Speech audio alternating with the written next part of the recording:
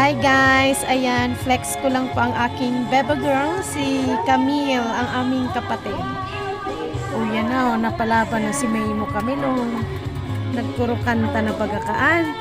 Di man kanta tao mag-inom, nya nga taiyan kaan sa inuman. Isus kaan. Bata pag nakakapot ng microphone, bagada na ugma. Labo-labo oh. Rate nyo guys.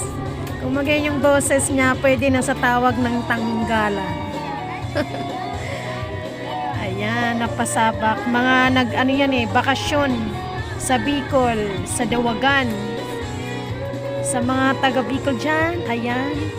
Uwi din kapag may time at i-priority ang ating pagpahinga at pagbakasyon.